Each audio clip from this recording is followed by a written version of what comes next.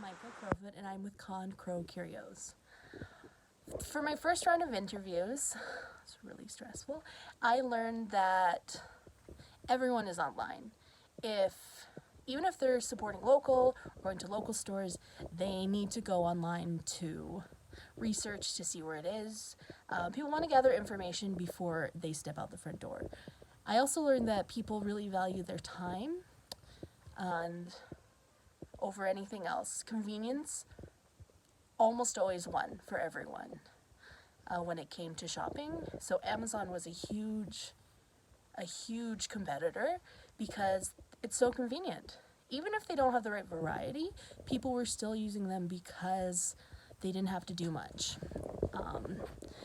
which I thought was interesting. So where that took me was a vending machine wasn't going to work, especially with COVID, and especially everyone talking about how they've had to use and resort to online spending and shopping. So that was the first thing I realized, was that I have to pivot and shift and change my idea so that it can be in some kind of online format.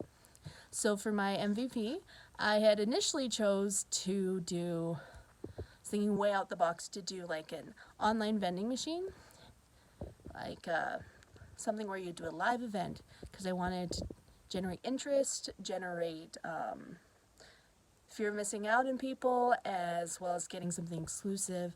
So I thought that would be a really good way to go. Turns out it's not. I really struggled with the second round of interviews, even trying to get people interested in my products or what I was doing, because no one understood what I was doing. So that is what I learned, even trying to get people to the interviews.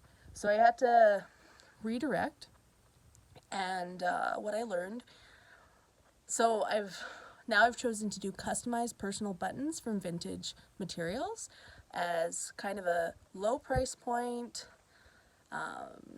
easy to make, light on shipping, and that's my MVP. And once I switched that, then I was able to advertise and reach more audiences and actually find the people I was looking for. If you're just trying to sell a gift, if no one knows what that gift is, it's really hard to market it. So from the second round of interviews, what I've learned is that people are really drawn to bright colors, to how inviting it is. Functionality is really important to people. I also learned that not many people get customization things, but that's what makes it kind of unique.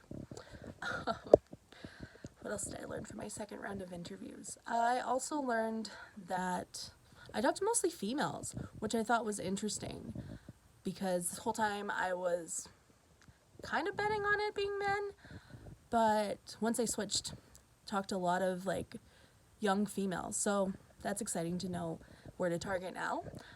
So from now on, my next step is I'm planning on building this website, getting a little more traction on this as well. I want to build up a website, build up my social media, as well as get a bigger button machine to offer more services, as well as I'm looking into starting a subscription box. So I'm just going to start basic with making buttons and subscription boxes. Those are kind of going to be my focus right now, before trying to focus on selling everything under the tree.